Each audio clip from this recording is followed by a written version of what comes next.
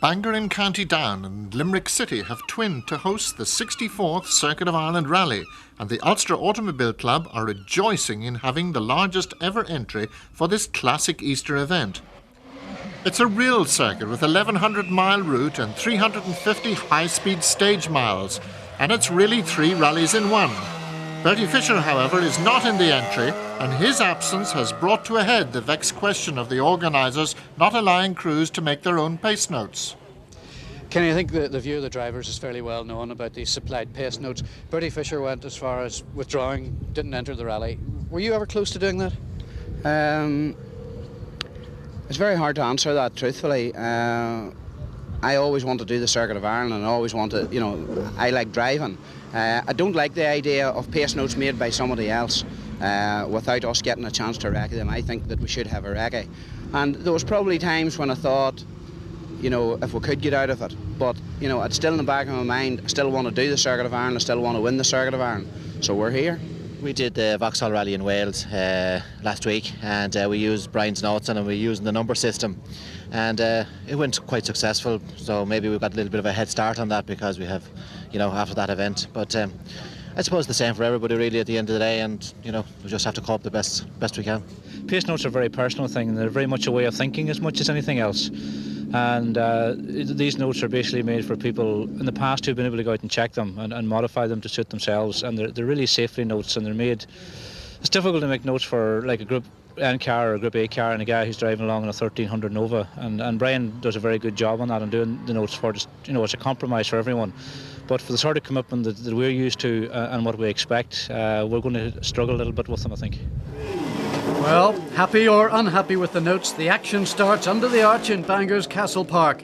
Then it's onto the rail stages in County Down.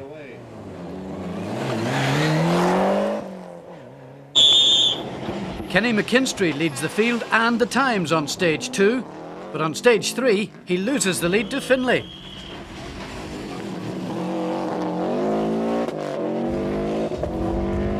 James Cullen is surprisingly not fastest in Group N.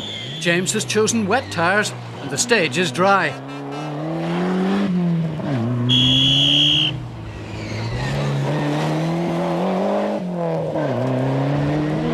Frank Meyer is rather off the pace at first. He's having intercom problems and the communication with his navigator, Pat McLaughlin, is difficult.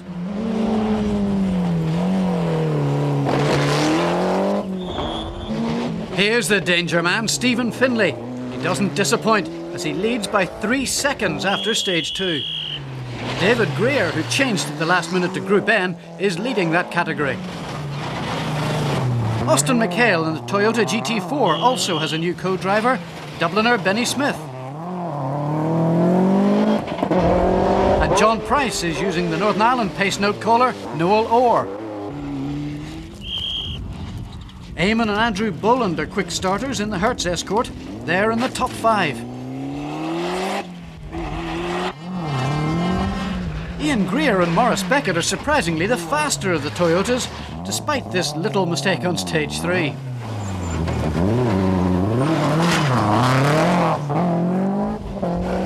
Derek Smith has a phenomenal circuit record. He's finished in the top 5 in the last 2 years. Then those fabulous circuit entertainers, long live rear-wheel drive. Fintan McGrady and Kieran O'Neill provide the action. But Andrew Nesbitt is in big trouble. The Galway Group N winner has been through a hedge and he'll retire at the end of the first day. A Vauxhall HSR Chevette driven by Pentti Auricola won the circuit in 1969. Andy Johnson keeps that legend alive each year, and some Auricola-type antics also.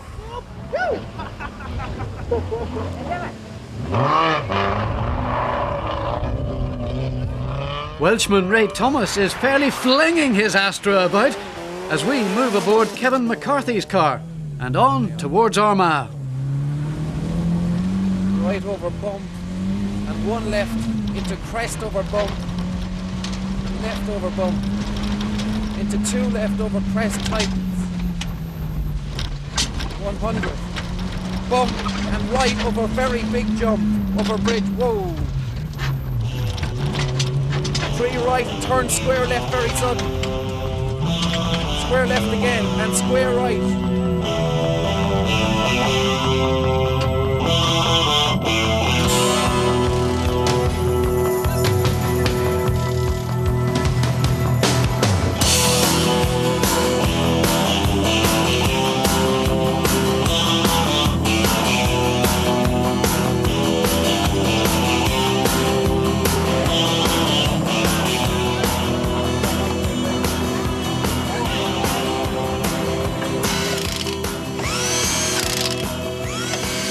It's the first time I've done the circuit, it's the first time I've done an event this length. So it's all new to me. I don't really know what to expect, but I just want going to keep a good steady pace, and then if we need a thing at the end of the day, we'll have a go for it then. Stephen would be fastest on most of the stages this morning, other than the two wee special things. So it's the first time I've been beaten in my home stages, I think we're lying third now at the minute overall, so it's a bit of a surprise to me, but we're not worried about positions at the minute. We've a few wee problems with the car, and we want to get those sorted out first of all.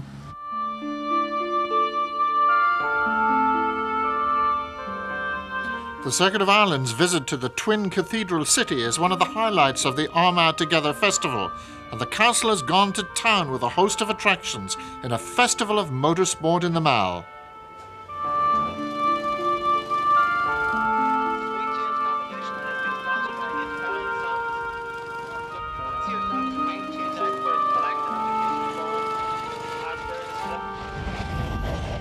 The news is that Kenny McKinstry is ahead after Finlay received road penalties, but sadly it'll not be for long.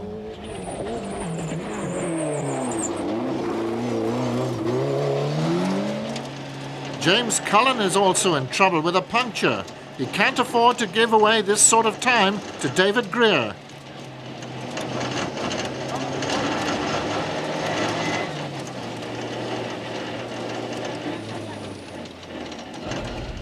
They're definitely frustrating times for the Buckler team.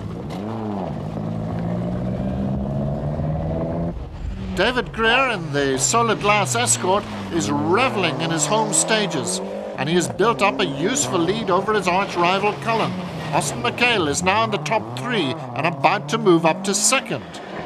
Stage 6 and about halfway through it, and Kenny parts the waves in the Caliber Subaru. Sadly, we will be waving goodbye to the rally leader by the end of this stage.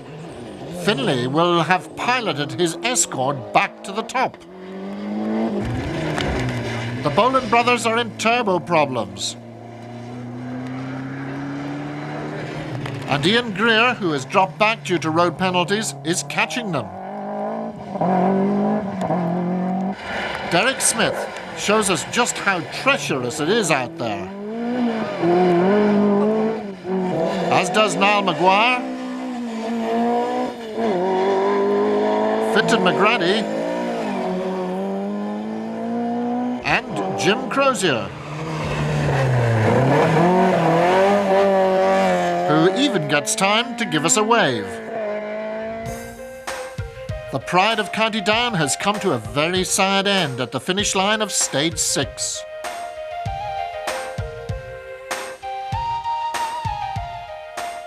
He said he just lost it coming up into that corner.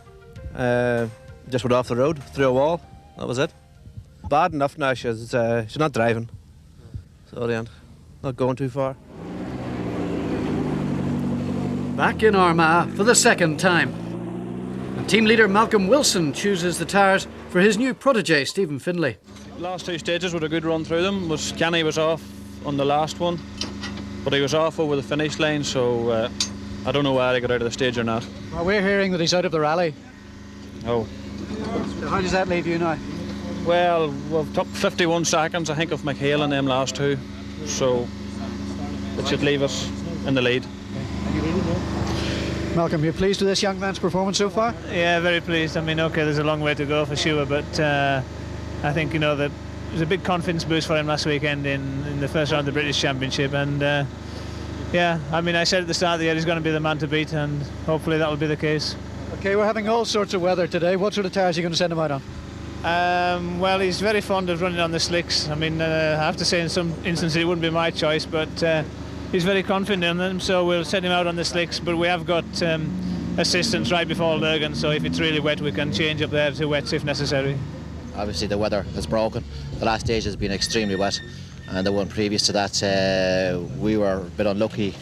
We caught James Cullen the previous one with a puncher. We dropped a bit of time on it, and then that last one was very wet and we were on a sort of a hard intermediate, but it's still a long way to go. We're happy enough. And a couple of problems early on the morning, just no intercom for the first two stages, and we're running very low boost, so we're going to turn it up a little bit now.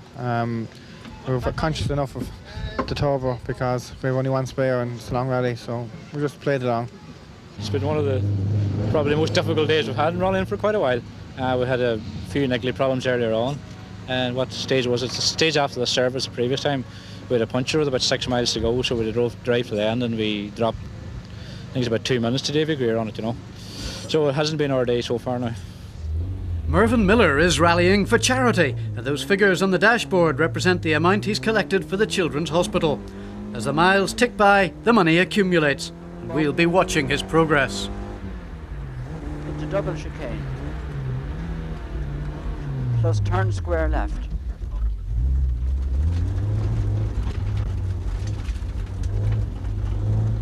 Square left here. 250.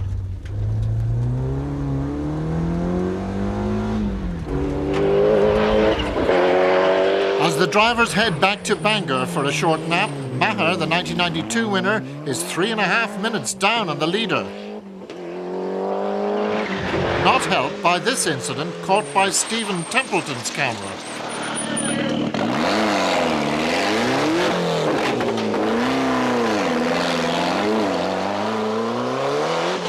But Frank was in good company here. This is Davy Greer.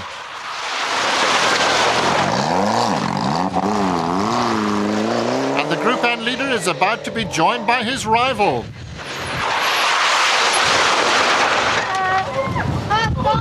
Oh, what's it?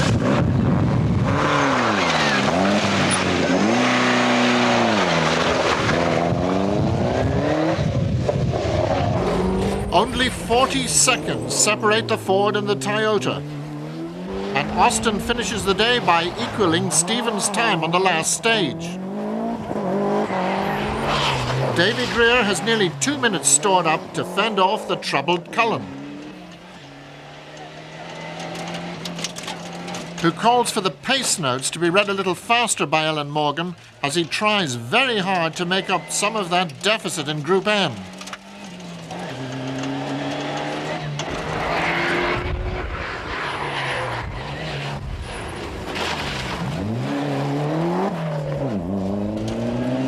After their problems in Galway when they crashed out in the first stage, the Tony Kelly Cars-sponsored Escort really needs a good result here on the circuit. The Bolans have now fixed their turbo and they're just 27 seconds behind Frank Maher. Ian Greer in 5th place has had a very satisfying day with his new car.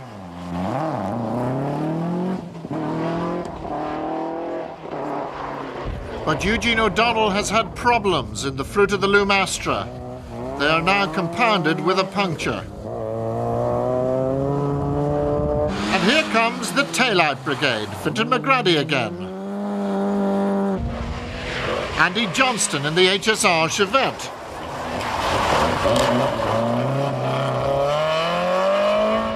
And Kevin Barrett in the Triton Shires G3 Escort. All trying to take away the entertainment crown from the King of Toyland, Kieran O'Neill. But that's going to be a hard kingdom to topple. Kevin McCarthy in the Tower Hotel Waterford Peugeot gives us an exciting ride down this waterlogged stage to the end of the day. 4 left. Long 4 right.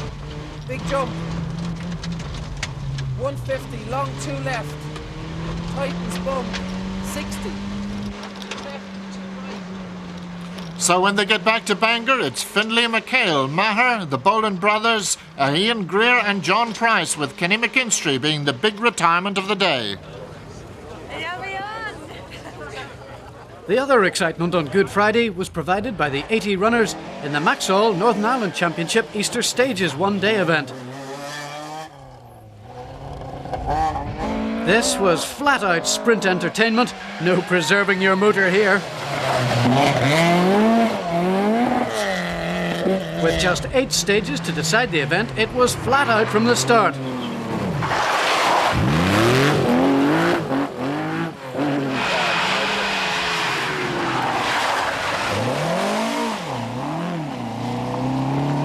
And some paid the price of that hectic start, as Stephen Templeton's pictures show us.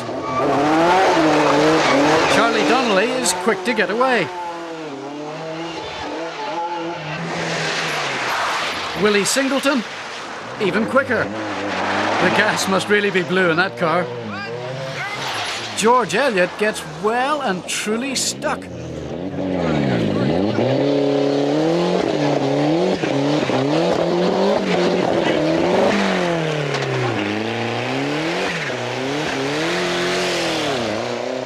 Reggie Britton handbrakes his way out of trouble. Mark Barnett is well in.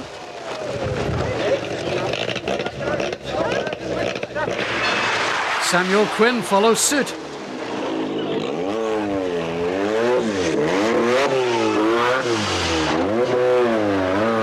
As Roy Allen goes past him. And George Gass really does it. What a way to treat a Porsche.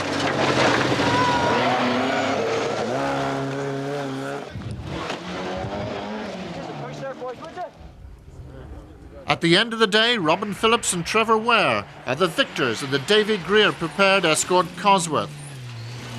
And they take over the Maxall Championship lead from Garth McCartney, who crashed out while leading the event.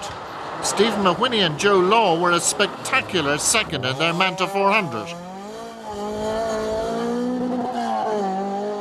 And the Donnelly family, despite their brief visit to the farmyard, finished third in their well-driven Mark II Escort.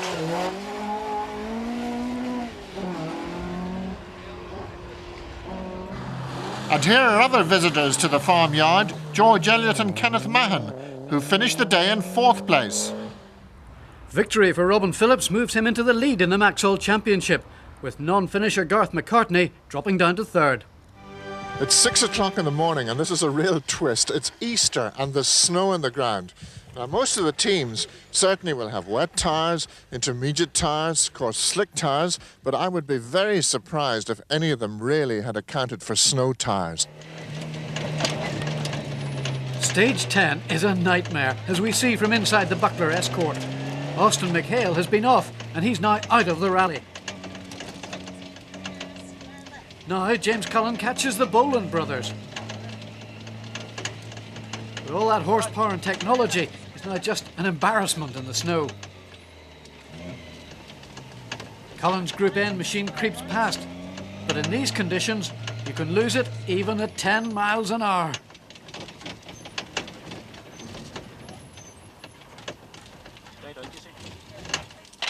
And now the Bolands are out of control and heading towards him. That was very close. Stephen Finlay is coping better than most, but he's still no opportunity to use all that power.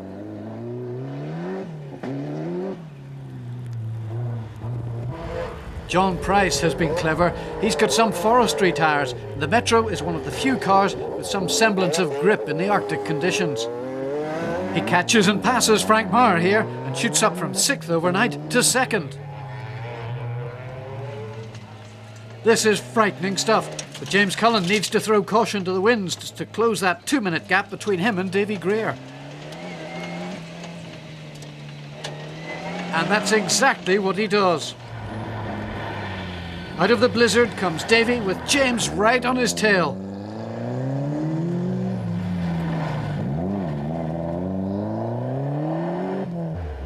Seamus Murphy benefits enormously from the snow. Narrow tyres and front-wheel drive are exactly what you need. Kevin Barrett isn't afraid to throw the tail out, and there'll be many surprises before we get to Enniskillen. In 3 stages, Finlay has dealt a devastating blow to the opposition. The pilot car has left from 42nd lead overnight to a 4-minute advantage over the new 2nd place man, John Price. James Cullen's gamble has paid off, as David Greer has crashed out and James has even moved ahead of Frank Maher. Eamon Boland in the Hertz Escort has also slithered down the leaderboard from 4th overnight to 8th by the end of the 12th stage. It has been a humbling experience for the top men as the clubmen plough their way up through the field. Hugh Martin Doherty passing Fintan McGrady here.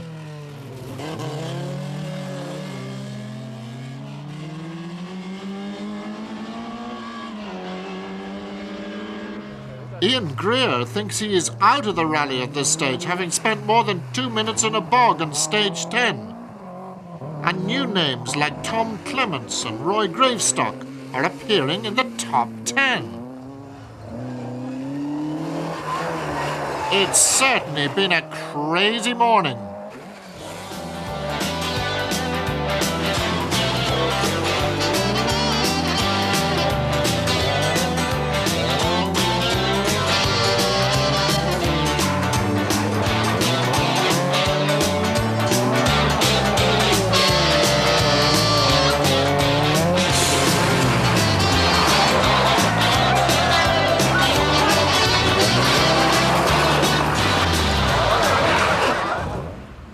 The Daffodils in Enniskillen were as surprised as everyone else that spring had gone into reverse, but Stephen Finlay and James Cullen in their Group A and Group N escorts had been in fast forward. Well, I don't know where we are now, but we're obviously, I think, leading Group N anyway, so that's the most important thing. We hear that Davy Greer's gone. Oh, I didn't know that. We passed him on the stage, and I didn't know that, no. I didn't know. But you'd taken a lot of time out of him this morning. Well, we'd taken a minute and a half in the first one and 2.5 minutes on the next one. We didn't see him, we were running in front of him then, so I think we're fastest in the last one by 39 seconds, so we're happy enough with that. Looking to be one of the fastest men out there, John Price. Did you have some special kind of rubber this morning or just courage? I think it was courage on the first one. We were on actually a very soft wet, but they were far too wide. We were very lucky to get out of that, but I went on to the famous TRX Forest tyres then for the next two, and I think that's where we pulled a lot of time.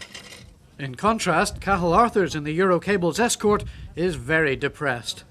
Cathal, 10th overnight, but disaster this morning, I believe. Yeah, on the first stage we stopped. We were the third two-wheel drive car on the first stage, and snow, just treacherous conditions. We couldn't make an attempt at it at all. We stopped twice and went over lateness. Just couldn't get out of it. So are you out of the rally? Yeah, on stage times, yeah, effectively we're out of the rally, unless that the organisers decide to do something about the times. In fact, the organisers did extend the time, so Cathal and Ian Greer survived to continue. We were over the time limit on that stage, and we've done the next two stages, and we've been informed there now in service that we're still in. Everybody's been taking their time over the stages according to the conditions with snow, and we're still here. Now the Wild West awaits.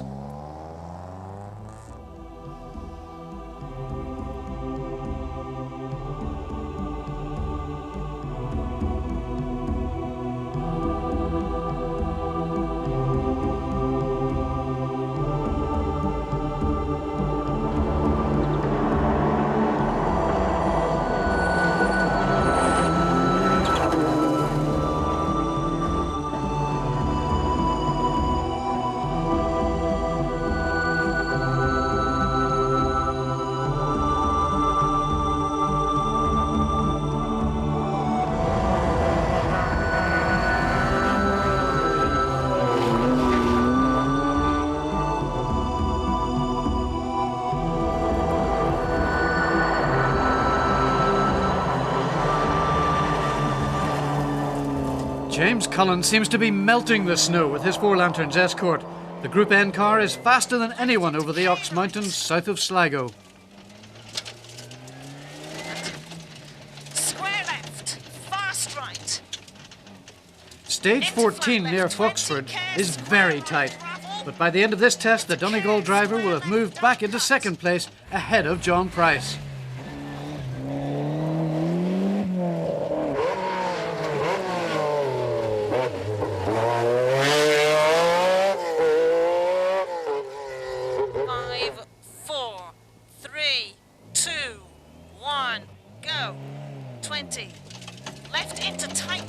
James is right on the edge here.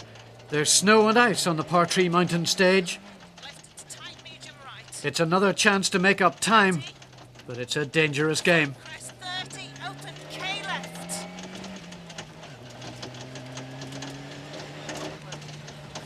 Open K left.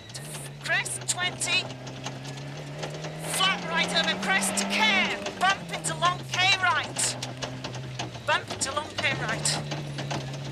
And small. Whoa, no.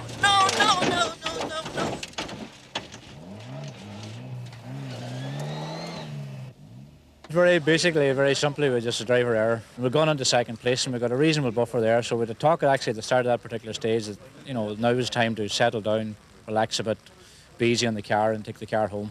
And basically just lack of concentration or fella, just one of the stupid basic errors of rallying. Yes, as James said, it wasn't a particularly bad corner. It was just one of those fairly deceptive ones that does catch you out. And unfortunately, it caught us out. Was the car very badly damaged? No, little bit of panel damage, but it was just unfortunate it got stuck. It was in a bad place, that's all. Mayo also brings mayhem to the Boland brothers. Their run comes to a damaging halt on Derryhick Lake, just a few miles from our camera point. Since the 4 o'clock start this morning in Bangor, the Circuit of Ireland has seen one of the most amazing upsets to form ever experienced in its 64-year history. The only thing constant at the front of the field is Stephen Finlay and Dessie Wilson, who are now 6 minutes in the lead, with just over a third of the event completed.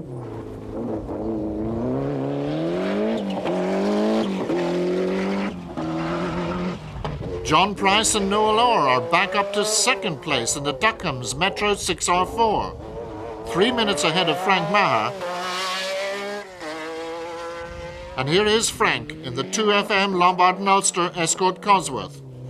Now the Tipperary driver seen here at Loughnafui must really go to work to reduce that gap. He takes 9 seconds out of Wilson here, but who's fourth? Alan Jardine in a 1600 standard production Toyota? It's unbelievable. Jim Crozier's unusual Vauxhall engine Manta 400 is in 5th place. And here's another shocker. Roy Gravestock is 6th in a little Nova. Eugene O'Donnell in the Wilson Sportswear Astra has been in trouble again. It could be a rear suspension link problem that's throwing Kevin Barrett's Escort sideways, or it could be Kevin just having fun. Also having fun, the Doyle brothers, who despite a gearbox problem in the NIIB Nova, are leading their class and heading towards a dream weekend.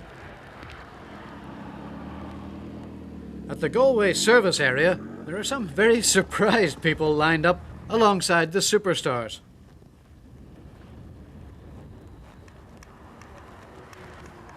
For example, there are people like Fintan McGrady.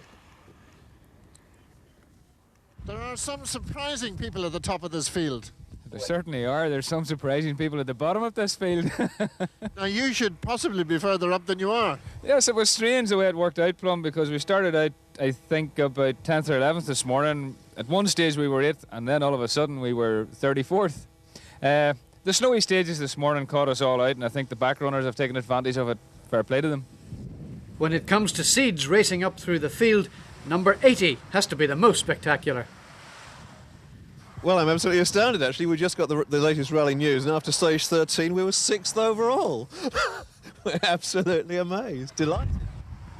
Alan Jardine, who needs a supercar when you got snow? Right. That's right, it's brilliant. Just praying for more snow, Plum. Just praying for more snow.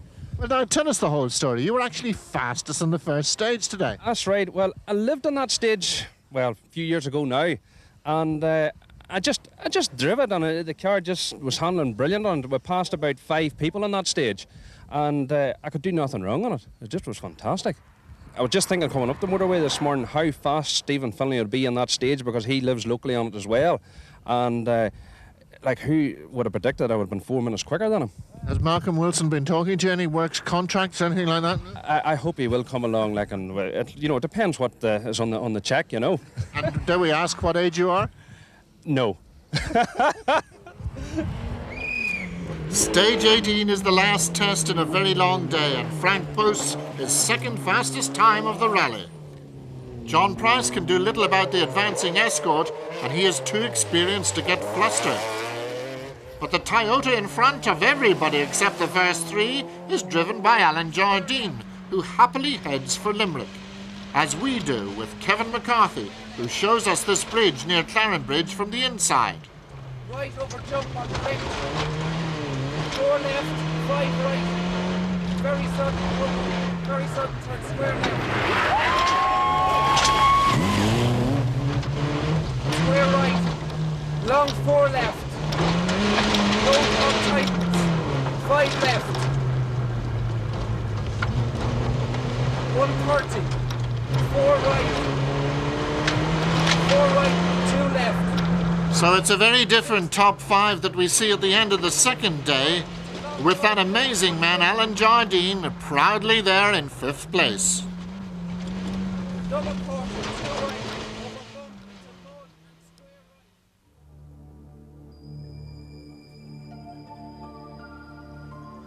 Limerick has become the rally's southern home for 3 years, and the city on the Shannon puts on a warm welcome for the surviving crews in one of the coldest Easters on record. As the drivers wait to get into Parc Fermé on Sunday morning, we again learn of another surprise in the overall classification. Mark, we're all scratching our heads and looking at the overnight results. You're leading Group N. Yeah, it's unbelievable. We can't believe it ourselves. We're currently leading the junior, our class and Group N. So we had our fair share of problems yesterday too, so we're well pleased now, so yeah. Obviously, the rally's first visit to Limerick has produced a chain reaction. As the Mayor and the President of the Junior Chamber confer, Stephen Finlay leads the high-speed chain away from the Shannon side restart, and we go down O'Connell Street and onto the saturated Saturday stages.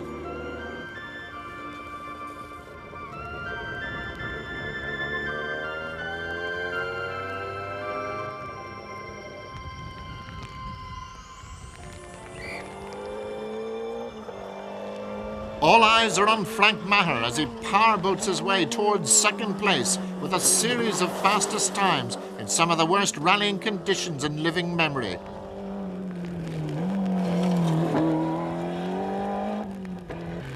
John Price's efforts to stay ahead of Maher are not helped by a drowned-out engine later on this stage. And Jim Crozier is now in 4th in his 2-litre Manta. But here's our hero in 5th place. But this doesn't help.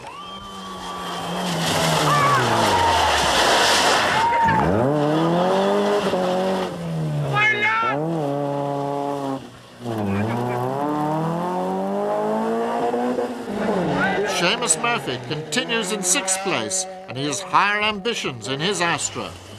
Mark and Rory Doyle are 8th overall, in addition to leading Group N. And Jeremy Shields, despite bouncing off some ditches, is 9th, sharing the place with Mick Fogarty in the Midland Tyres Toyota. Eugene O'Donnell is having a dreadful time. However, he still leads Class 3 as Derek Smith passes. Pat O'Connor and Colin Doherty are 2 of the heroes of the Saturday morning snow. Frank Maher has certainly been resurrecting his reputation today. Very happy with it now at the moment. We had 2 fastest time out of 3 stages this morning. The second stage there we weren't going to take any chances. It was absolutely flooding water everywhere, like a river going down for 1 mile of it there. And we're very happy with the car. The only problem we're having now is it's slipping out of 6th gear, but we don't need it too often, so we just hold it in if it needs. Mervyn, mission not quite accomplished. No, not quite. We had hoped to raise £10,000 for the Children's Hospital in Crumlin, the Medical Research Centre. And unfortunately, we got as far as the stage before Galway, which is nearly halfway. And unfortunately, the dry shaft snapped. Caution 2 left into sudden square right. 4 left into caution long 2 left. It's not all bad news, I hear. No, it's not all bad news. Because we've gone so far, we're nearly halfway, we certainly have raised £5,000. Left over crest 170. Crest, straight jump, 300. So we're still hoping that we might get £10,000 in. You need to be a real enthusiast to endure the Easter Sunday stages. For Stephen Finlay, it's certainly an endurance test and a test of concentration.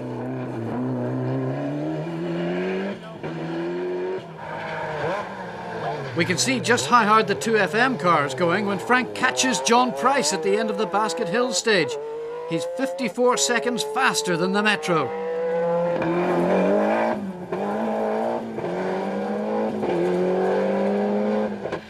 Alan Jardine is hanging on in there in 5th place. But Kieran O'Neill is now only 2 seconds behind. 4th place crew Jim Crozier and Bridget Averill in the Manta seem to have smoke coming from the cabin. Or is it steam? And Kieran decides to come very close for even more spectacular pictures.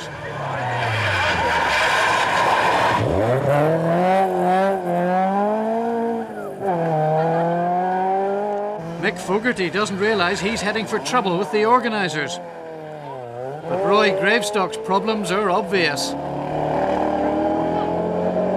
But if you braved the storms on Easter Monday, there was certainly plenty to amuse you on this highway to hell.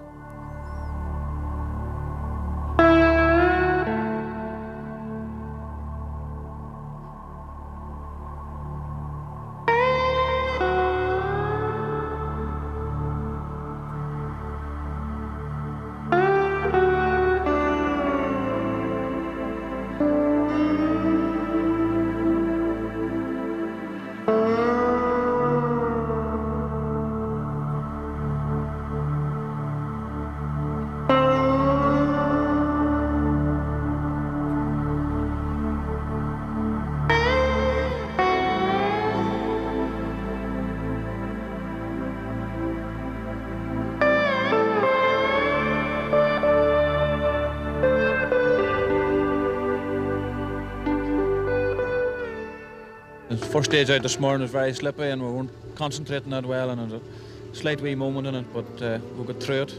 So we're just trying to keep it steady and getting through the day. Wet, miserable, nearly as bad as the snow, running water everywhere down the stages this morning, but it's a pity a few of them had to be cancelled, but there were good trying stages for everyone today and we're very happy to be back up to second now. The second stage out today was absolutely atrocious, and I have no demister on the screen, and I had actually to stop 3 times to clear the screen. I couldn't see where it was going. But aside from that, it's not as hard on the car as what a dry weather would be. So in a way, the car's running perfect, and we hope to make it back to Bangor in one piece tomorrow, still 4th overall. So at the end of the third day, Jim Crozier is still listed in the top 5, but his disqualification will ironically move his teammate Kieran O'Neill into the top 5. 7:30 on Monday morning, and the snow is back as the cars head for home in the long run through the Midlands to Bangor. It doesn't look it here, but Finlay is trying to preserve the Malcolm Wilson built Escort.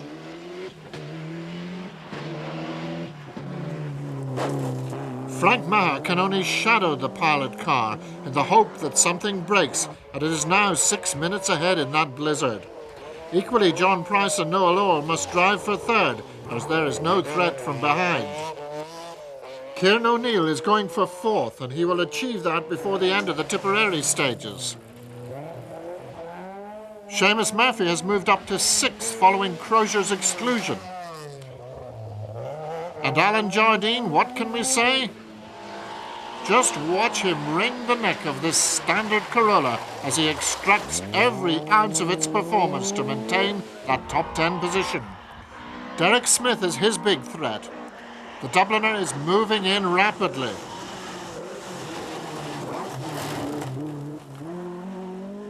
And the Nova continues to lead Group N. The Dunlop Junior Championship leaders are enjoying every minute of their fairy tale ride. Jeremy Shields has had a misfire, but the Donegal driver continues to lead his class. Eamon McAleenan has overcome turbo problems, and Roy Gravestock's Nova, which has dropped a valve and a piston damage, struggles on. Hugh Doherty initially led the juniors, but is having a few problems, as you can see, but he still leads his class. And here's Brian Corey, one of the most enjoyable drivers remaining, as is Newton Abbey driver Ian Hanna.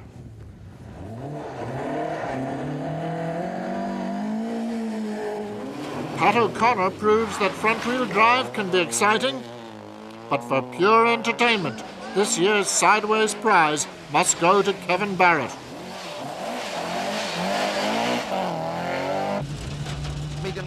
Stage 29 aboard Ian Greer's Toyota with Maurice Beckett on the notes. You meet some strange obstacles. Fast left and an easy right through 100. After his serious loss of time on the first stage on Saturday morning, Ian Greer continues in the Nichols Toyota to gain a valuable experience. Turn square right. Square plus a K left. But even Ian realised you can't impress everybody. And the left and turn round the tree. Turn left and right. Left entry. Round tree.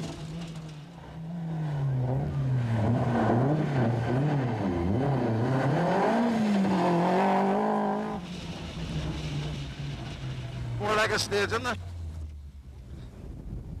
There was, of course, another rally within the rally for the Dunlop Historic Rally Championship contenders. The circuit attracted 34 of these exotic rally cars from the 60s and before.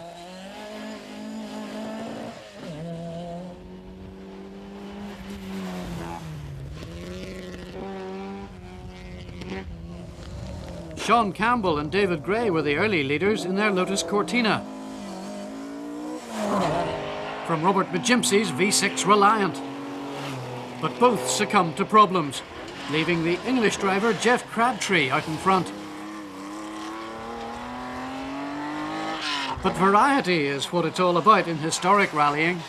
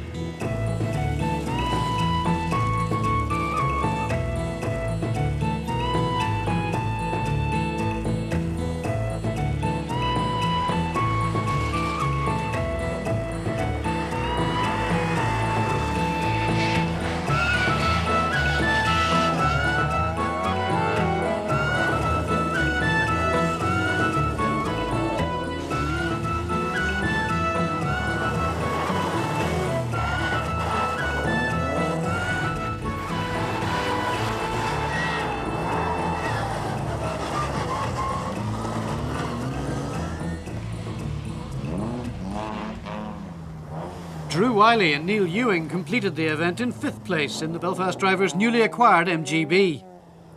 Former British touring car champion John Handley and his co-driver Tony May were 4th in their Lotus Cortina. Mervyn Johnson and Nigel Fraser came home 3rd. Jeff Crabtree and Liz Jordan would have won the event but for road penalties. So Dessie Nutt and Derek Smith took their 2nd historic victory of the year in their Mini Cooper S. But it was a close one, as Ian Bull's camera shows us. They nearly threw it all away in the Mourns. For Alan Jardine and Isaac Busby, the class would have been enough, but to be 6th overall, it's mega. Derek Smith and Paddy Flanagan make it 3 top 5 finishes in a row on the Circuit of Ireland. Now that's consistency. Last year, Kieran O'Neill and John Henderson entertained. This year, they entertained and got results. 4th overall and 1st in Class 11. And it was an excellent weekend for John Price and Noel Orr. They won Class 12 and were 3rd overall. 2nd, Frank Maher and Pat Malochney. Frank won in 1992 and is 2nd this year, an enviable record in the country's toughest event. And so to the men who are creating Irish rallying history, Stephen Finlay and Dessie Wilson. Last weekend they won the Welsh Stages Rally to lead the British Open Rally Championship. Now they come home to win the Circuit of Ireland Rally and lead the Dunlop Tarmac Championship. Stephen Finlay has arrived at the top of the rallying ratings as quickly as he drives.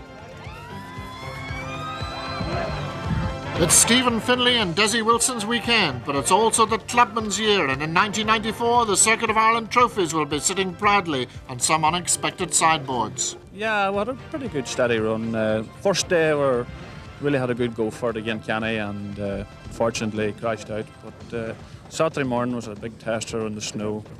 We got through it and we're here now. So. Well, that's 2 in a row now, isn't it? It's not a bad start to the season. Yeah, well, they say if it happens twice, it happens the 3rd time. So hopefully the next time out we'll get a win. Probably tomorrow it'll all sink in, but you know, I mean, I've dreamt about the Circuit of Ireland, so now I don't need to dream no more. You know, it's fabulous.